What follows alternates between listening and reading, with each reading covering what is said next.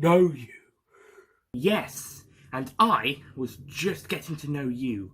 Now, hold still whilst I try and get you out of here. The drug has entered my head. Kill me! Kill me! Not a chance. Hold still, I'll just get you out of here, and here we go. Ha! In that case, I think we need to have a bit of fun. What type of fun were you thinking? Oh, yes.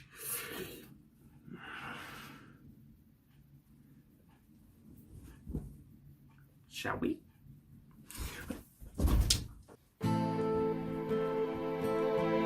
Kill me, Doctor! Not a chance, I told you. We can still save you. This will be the last night of pleasure I will ever have. Well, I'm sure we can have a few more. Did you know this is actually the first time this incarnation has lost its virginity? I haven't been able to have sex with Perry since the incident in the Palace where I nearly strangled her in a post-regeneration crisis moment. You should see my 8th incarnation. He sleeps with all the companions. I think some of the later ones try and live up to that. I'm looking at you 10 and 11 sometimes. I probably know. Oh, shut up. Come on, we can still make it. Move away from him, Doctor.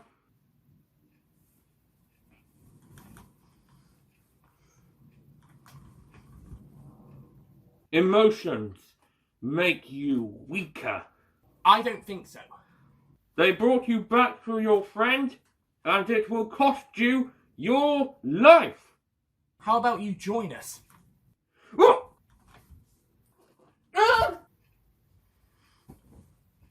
No!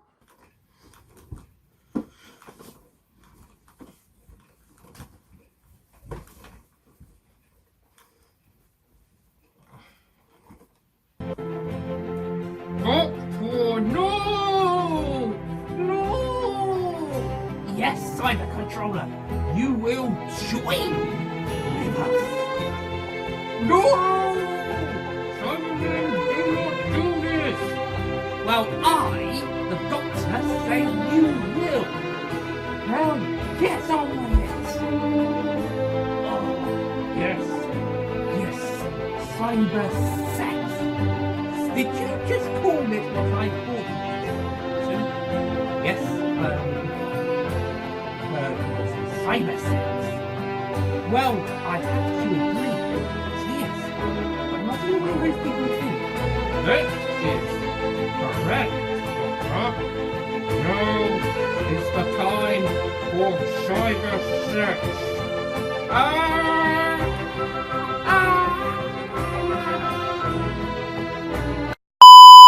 Oh, they both died. I guess they were too rough with each other. Still, there's always Perry. Right. Where's the rest of him? Oh well, souvenir for the TARDIS. Wolftail kept a Cyberman helmet as a souvenir for some reason.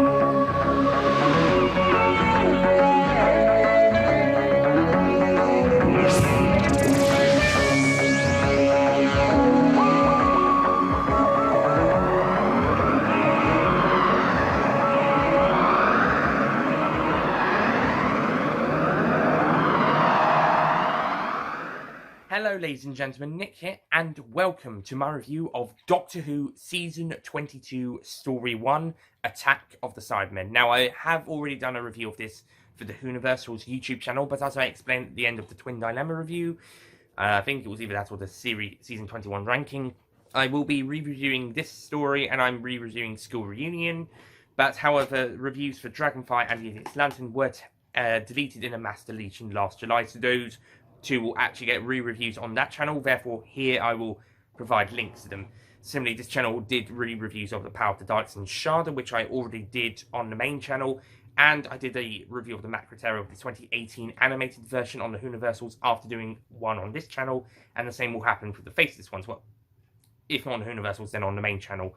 But there will be a re-review of the Faceless ones to include the 2020 animated version.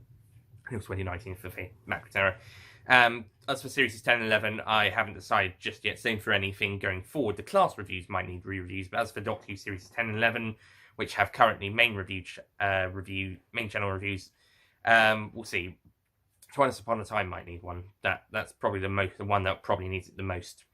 And also anything going forward as well. I'm also going to do series 8 and 9 on the main channel. I was always going to do series 9 on there, but I've decided recently, like with doing all of the Young Bond novels written by Steve Cole on the same channel, I decided I would do the same with all of the Peter Capaldi episodes as well. So I'm going to go up to the end of Matt Smith here, and then we're going to go to Peter Capaldi for his first two series, and any re-reviews of his third on the main channel, and anything with Whittaker or anyone afterwards. Okay, so Attack of the Cybermen. What are my thoughts on the story now? Well, I still fucking love this story. I don't care if people don't like this one. That's up to you. That's fine. But I love this story. Still love it after reviewing it for the Universals back in March. Still love it today. And yeah, and it's still a fantastic story.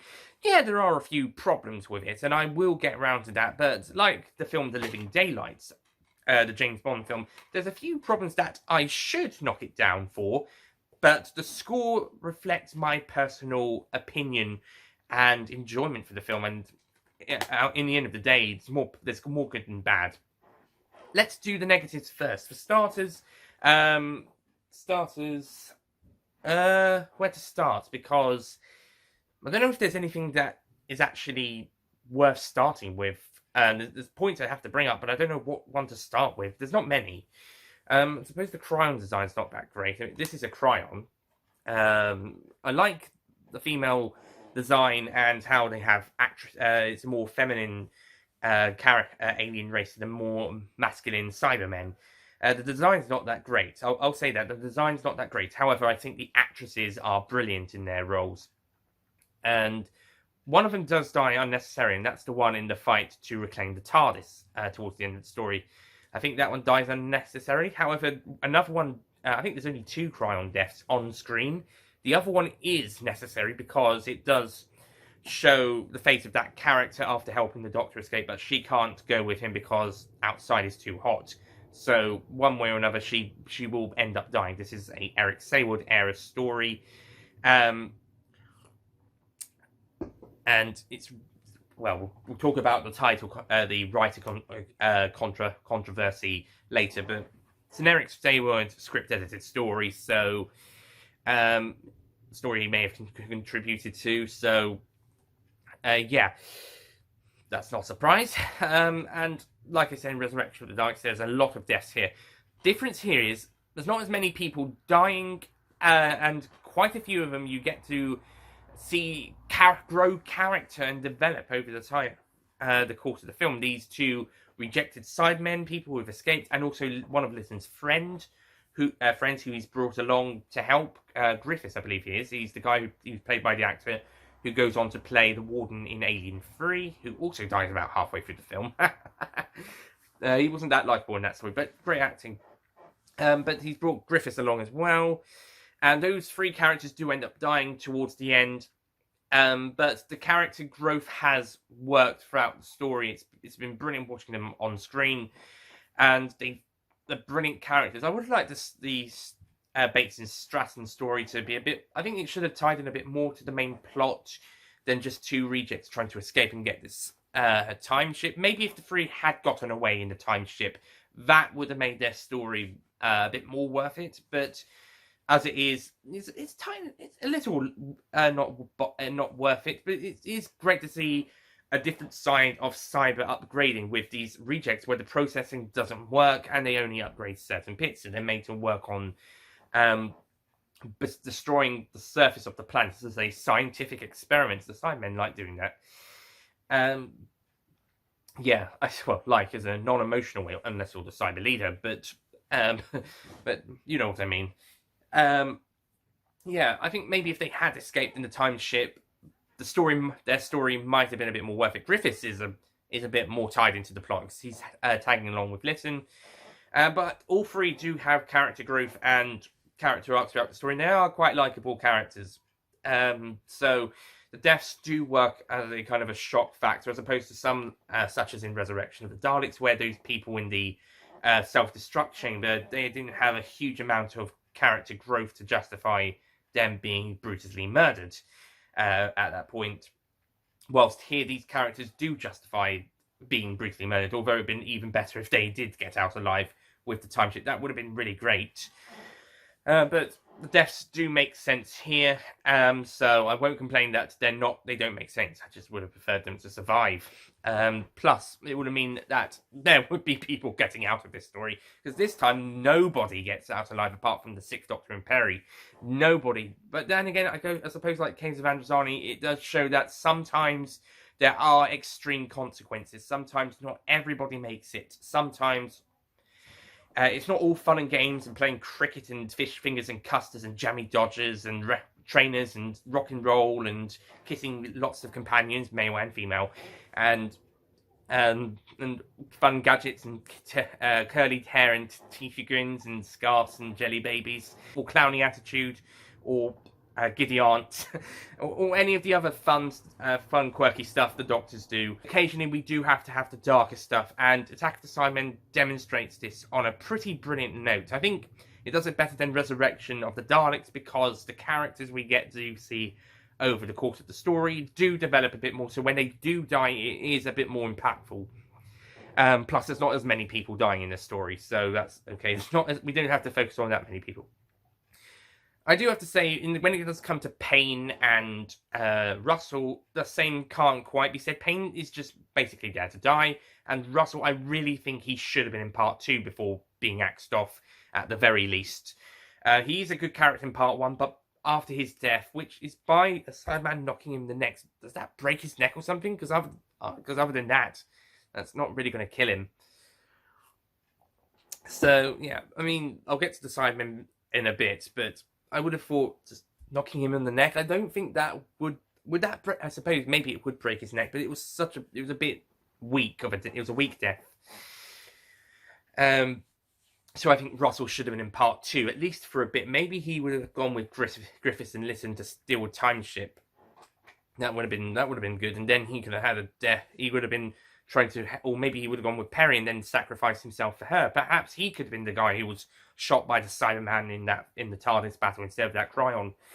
But he was a good character in part 1. He was fun to watch. Payne, yeah, he was fun to watch in his few scenes. He had a few good stuff.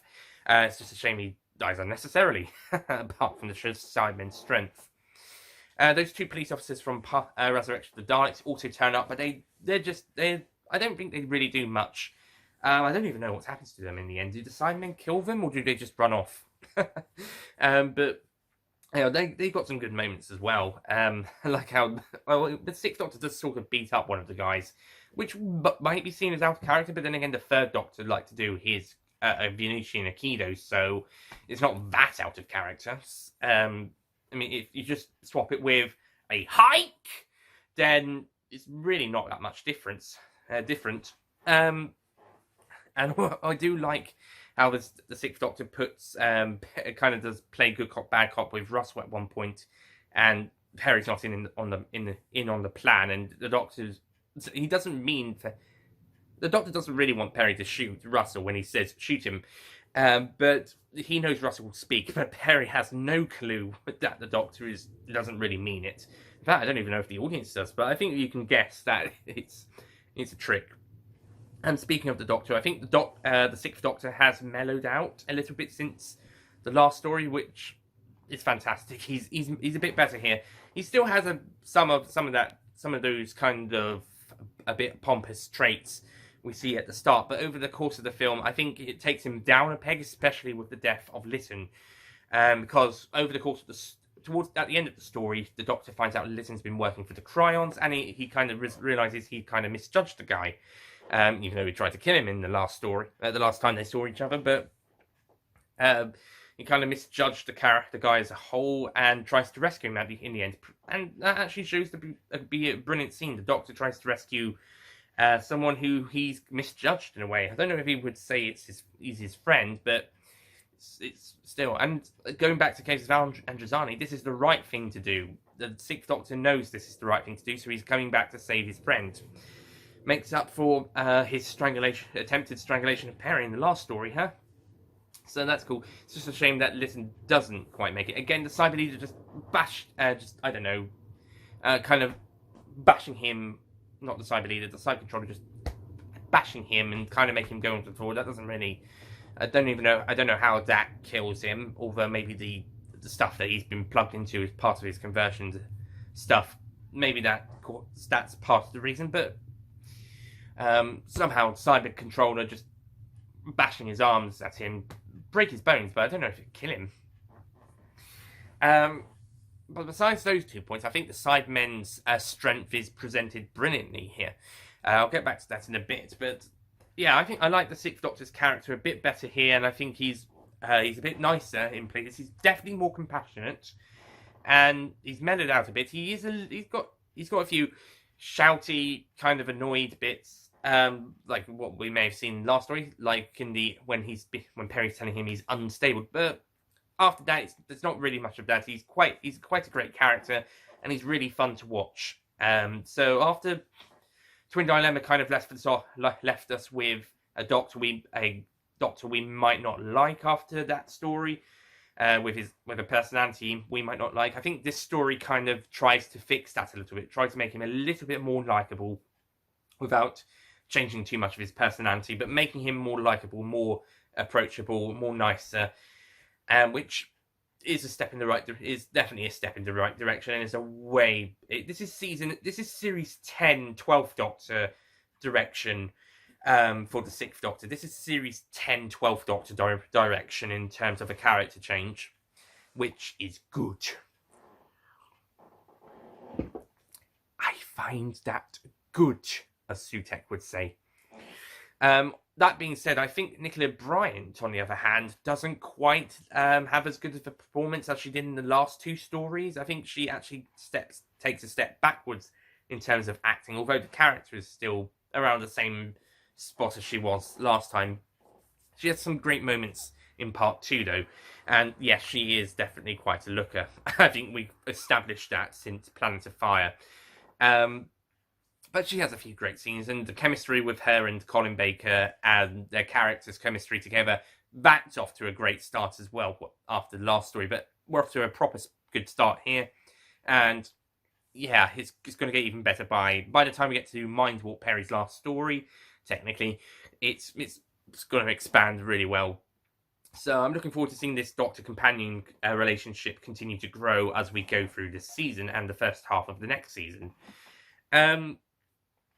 The Cybermen, oh fuck, these guys are amazing. Whilst I'm not a big fan of the new design for Cyber Controller, I mean, he just looks like it's one of the normal Cybermen heads, but with a kind of a bigger bulge stuff and no handles. I mean, you can sort of see the brain at the very top. You can sort of see the brain, well, blood vessels anyway. You can sort of see blood vessels. I think it would have been better if we did see the brain, because it does look like a bit of a... I don't want to say it. Please don't make me say it. Oh, God, no! No! No! It looks like a penis. It does. It does look a bit like a penis. Sorry. Had to be said. And that's why I think it should have looked like...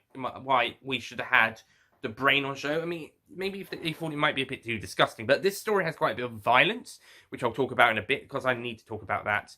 I think it would have been good if we saw the brain. Okay, properly. I mean, we see the blood vessels, but I think it would have been better if we saw the brain out front. It's also worth noting that the Cyber Leader is a bit more of a fun and engaging villain, but the Cyber Controller, who is a nice return after Tomb of the Cybermen, but He's a higher on the food chain Cyberman, to quote Mr. TARDIS Reviews, and he does a fantastic review on this story, by the way. Might quote him a few times, but he's more in charge. Yeah, but he's not as enjoyable or as interesting as the Cyber Leader, probably because David Banks does such a great performance. I think the voices are a bit deeper here for him and for the Cyber Lieutenant, who's not quite as good, certainly in the voice, but still keeps it consistent. But I think the deeper voices are to try and make him sound a little less emotional, like in Earthshock. Though he's still pretty emotional in some places. But as I mentioned in my 5th Doctor story ranking, I'm fine with the 80s Cybermen being a bit more emotional. They're handling it actually quite well. It's quite funny in places as well. I mean, I prefer them saying "Excellent" and gripping their hands together like this, then hands on the hips and speaking, sounding like they're American. Robotic Americans, not even robotic Americans. There's some sort of filter there.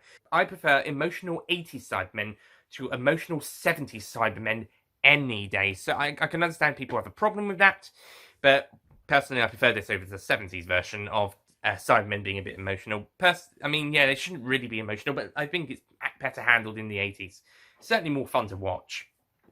And the performances of the Cybermen are brilliant. I mean, because they look like men in silver jumpsuits with these pieces of costumes. They basically been looking like that since the 60s. Say what you like about the new series designs, but they at least look like cyborgs or robots that look like they can do this amount of damage to you. They're kind of a scary alternative to your existence, and yeah, they could definitely be a menace. The classic Cybermen look like men in silver jumpsuits, and I don't know whether that was a budgetary thing, or not, whether they could update or not the costumes that much. I mean, they kept updating them in the 60s before they settled on something they liked with the invasion, but they still look like men in silver jumpsuits or wearing parts of costumes, and yeah, it's not always that brilliant. But with good writing, directing and acting, they can still pull it off. They can still pull off being a threat, and I think that's what happens in most of the stories, apart from possibly Revenge of the Cybermen, where they come off as a joke. But definitely with the 80s Cybermen, the acting, the writing, and directing certainly make them a force to be reckoned with. And this story kind of shows it with their strength. And also the other actors, like if a Cyberman touches someone, like with Griffiths with the hair and the 6th Doctor, or Lytton, if they're just showing off their strength, those guys are also acting their socks off, trying to convincingly show the Cybermen are physically hurting them, and the performances of the Cybermen are able to help you try to ignore the fact that they're men in silver jumpsuits. So that's great, and they managed to show off their strength really well, and yes, yeah. I also like most of the continuity references and fan service in this story. It's great to see Cybermen in the sewers again. It's great that we have this whole plot that pretty much serves as a sequel/prequel to 10th Planet. That's all brilliant. Cyber Controller is back, although Michael Killigraph is a little bit more fatter for this story. Whoopsies. I'm glad they got the same actor back, but yeah, he's put on a bit more weight since the last time we saw him. And like I said, it would have been better if we saw the brain. We also have Lytton back, which is basically Resurrection, continued from Resurrection of the Daleks, as well as the director's also the Resurrection of the Daleks director, so that's cool. However, some of the fan service doesn't quite work. For starters, the TARDIS literally returns to 76 Potter's Lane for literally no reason besides some fan winking. And whilst I do like the Doctor having his mind in the grinder, and he's mentioned some past companions at some points. This doesn't really go very far after a few mentions in part 1. I think that's all of it. Hold on, I'll just check my guide. Oh, the tombs. Oh, yeah, from Tomb of the Cybermen, like the Cyber Controller. Yeah, that was brilliant to see. Yeah, that'll do. That was brilliant to see. So yeah, and that played into parts of the story with the damaged Cybermen being awakened and causing some trouble, which led to Perry, Ellison, and Griffiths being separated from the Doctor and the other Cybermen. And yeah, and as they're on Telos, it makes sense to have tombs, although not as impressive as Tomb of the Cybermen, but still really nice design. And the whole rogue Cybermen stuff, that's a really good subplot, and yet some really good action there. There's some really great actions in this story. This does bring me to the main controversy of this story, and that is the violence. Now, before we start, I do have to mention I do have one problem with the violence in this story. The story is rated U. Yeah, the BBFC, despite saying there's mild violence threat and a scene of injury detail, they still pass the story U. They seem that, despite that, it seems that they're less concerned about the violence than most people. And I think, and I agree with Mr. TARDIS reviews on this point, it's probably due to the fact that it's for the story's sake. It's not violence for violence sake. They're not just, Cybermen are not just killing each other or killing people just for the sake of it. They're not just, two Cybermen don't just pretty much crush Litton's hands just because they're showing off their strength. Again, that was where my point about the acting of both sides, as well as the writing and direction, that comes into play, and it looks really good. The blood isn't also that bad. There is a bit of it, but there is a reason for it. It's not just violence for the sake of it, like in The Two Doctors Part 3, where Herb Shockeye kills Oscar. We'll get to that story. But this story doesn't have violence for violence sake. I think this may be a problem throughout season 22, because there is a lot more violence in this season, and some of them could be there is reasons for some of them, and it could be just for sake of it in other stories. In this story, it's mostly, if not completely, the whole point of it is to show the strength of the Cybermen and to show them to be a force to be reckoned with. Plus the fact that it's a dark and the dark story that it doesn't always also proves that Doctor Who doesn't always have happy endings. Caves of Androzani pretty much showed this. You could have a dark, depressing story, or a story that just doesn't end on a happy note. It doesn't always end with a happy ending, and I think this is another story that helps enforce that. Twin Dilemma sort of did this. Twin Dilemma didn't end on a happy note but for different reasons. That one was just, yeah, because it had so many problems, whilst this story has darker tone to it. And I thought it did it brilliantly. I thought it was a brilliant, dark, morbid story with necessary violence. And it just, yeah, and going back to some of those deaths, those character deaths, most of them were built up properly, and those characters, ones you enjoyed watching on screen. Sure, some of the stories may not have gone anywhere, but the characters will be built up enough for you to care about them and hope they would get out alive. And it's more annoying that they didn't because of that. So yeah, I don't know whether I'm more annoyed about characters who don't get a huge amount of development getting killed off, or characters who do get a lot of development, making me like them a lot, not getting out alive. I suppose that's what you want from an audience. In the second case, that's what you want from an audience to feel. So yeah, as Troby says, the violence is pretty much there there's a point to it. There's a reason. It's to show the strength of the Cybermen, and it's to reflect the tone and the feel of the story. It's not always light and fluffy. It's not like In the Forest of the Night is a very light and fluffy story, even though that's somehow a PG. That's a PG rated story. There's only one U rated story in the entirety of the new series, and that's Rise of the Cybermen, which, yeah, I can see why that's a U, but I can't see why there aren't any other U's in the new series. Seriously, In the Forest of the Night would be the next best example. It's one of them. So, yeah. But I can't really see this story being a U because of the violence. I think this should be a PG. The Irish board give this a PG certificate, but the UK one gives it a U for some reason, which is G in Ireland or America or Australia. I think Australia gives it an M, which is a bit too high. That's around a 12 in the UK and Ireland, and well, in American TV one, that'd probably be TVPG or TV14. Yeah, 14 because M Australia is around the 15 mark. So but the content is usually more 12y stuff over here. They have the MA15 plus over there for more 15y stuff. Yeah, Australia doesn't really have a 12 equivalent. It's either a low 15 or a high 15. But point is, I don't think this one should have been a U. I think it should have been a PG. However, the violence is necessary for the story. So I actually don't have a problem with it. My only problem is that it's a U-rated story, not a PG. But that's more for the BBFC rating rather than what actually happens in the story. Because it's what happens in the story makes me although it is what happens in the story that does make me think it should be PG, but it's not really their fault that I think that. Because it's just doing what the story is. Less violent stories have gotten PG. Again, looking at most of the new series stories, The Awakening was less violent, and that got PG. There was some threat, yes, but there's plenty of threat here. I don't know.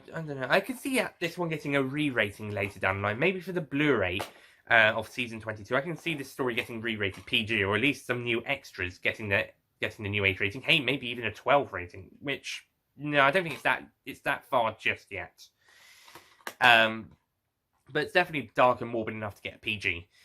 But until that happens, it's a U at the moment, which means you can let your 5-year-olds watch this story. Yay! Actually, they might even like it, to be honest. They might like seeing the blood and gore. Okay, I wouldn't recommend it showing it to 5-year-olds, but it's not restricted to. You don't have to restrict them. You better watch it with them though, because otherwise they might get upset. So on the whole, Attack of the Cybermen is a brilliant story and has quite a lot of good moments. Yeah, there is a few nitpicks there, like the trials aren't that great. I mean, the actresses are brilliant, but the characters aren't so amazing. Apart from the one the Doctor talks to a lot, locked in the freezer cupboard, and I like Colin Baker's outbursts. The Halley's Comet idea is being used as a natural bomb to prevent Earth. That's a good story, although I wish they would have done a bit more with it. It's kind of surprised because the following year would be 1986 and Halley's Comet passed. And I think that's when Chernobyl happened. I think that was when all that disastrous stuff. So this story kind of predicts that something disastrous would happen in 1986, as they do talk about it a little bit. And whilst in Doctor Who Universe, the event of the 10th planet happens, in our universe, Chernobyl happened. I believe that was 1986. So, yeah. Disaster. Next time Halley's Comet passes, we're going to be in trouble. And also the music isn't that great. Apart from a few tracks, there is a track that actually sounds like it's from one of the Dalek movies, and it's a bit more of a 80s keyboard version of that, and you get some really great music from Earthshock. There's also a few good cues, however, there is some pretty bad music, such as when we see the TARDIS land in Tottenham. That track is awful. But besides a few problems, a few nitpicks, I still think this is a brilliant story. It's near perfect, not completely perfect, but certainly brilliant. And like Living Daylights, despite having a few problems, I'm still going to give this story a 10 out of 10.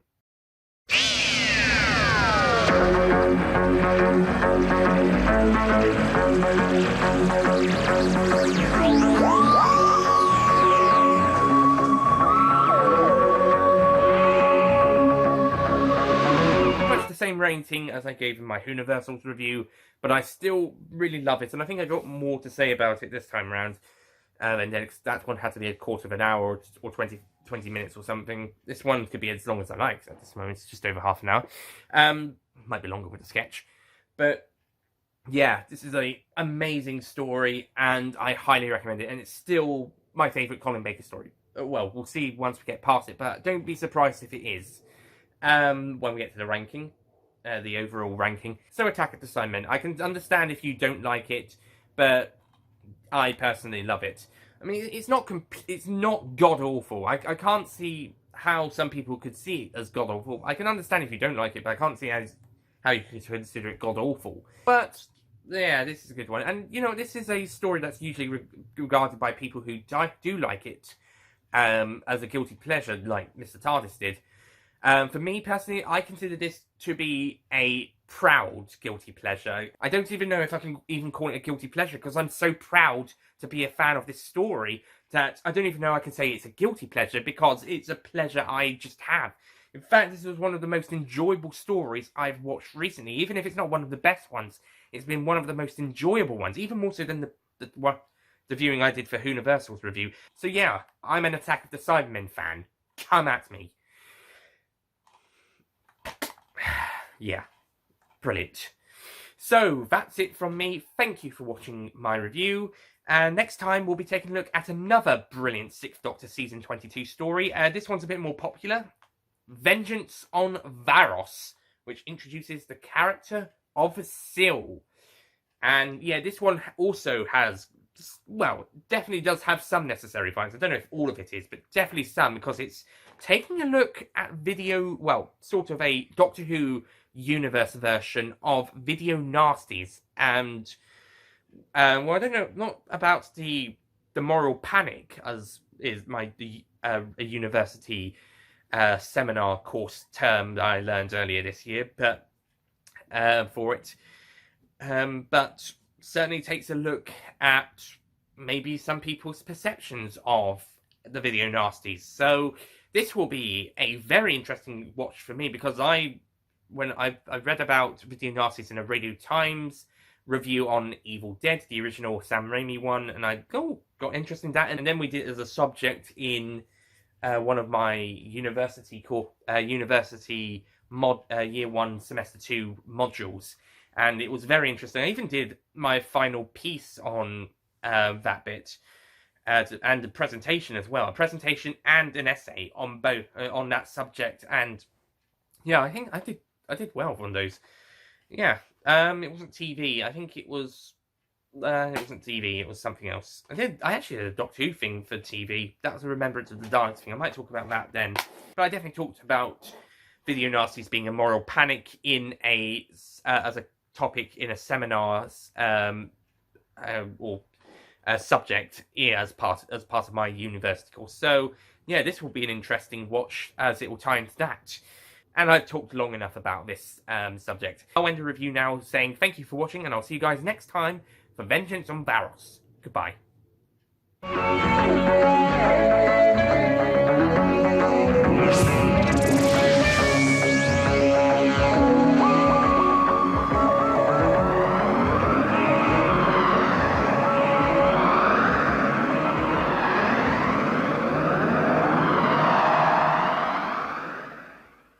Don't forget to click below to subscribe to the official Nicholas Payne Retro YouTube channel. Ish. Now-ish. Okay, go. It's not all fun and games all the time. Sometimes it is and clowning attitude, if we also clowning.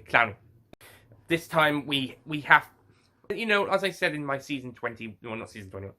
I prefer 80s Cybermen being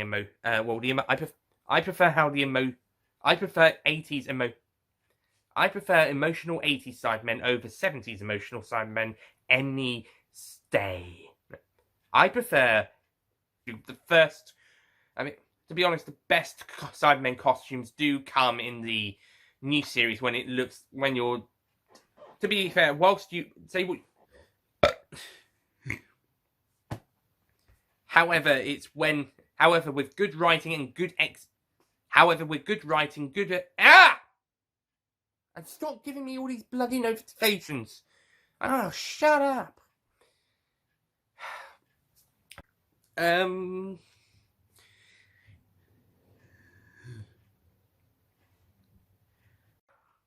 Yeah, BBFC seemed there.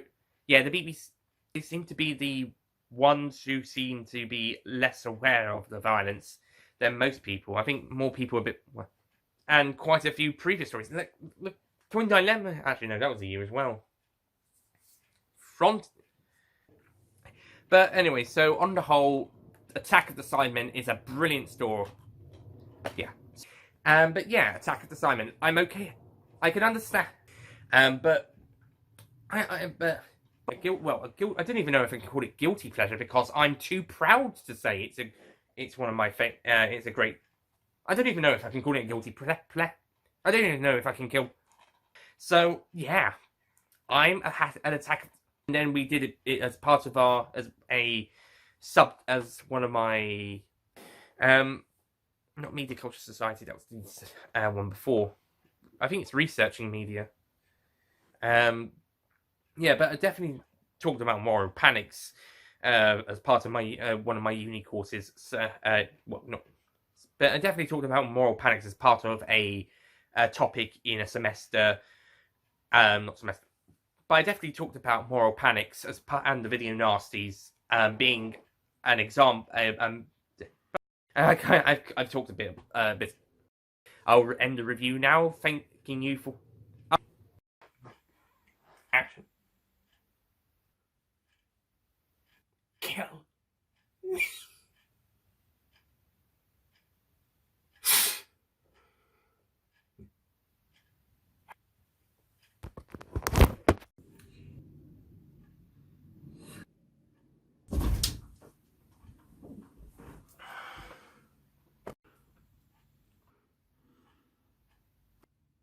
Ah, no!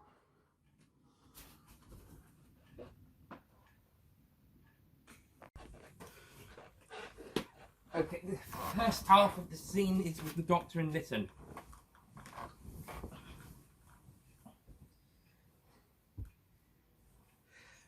Action!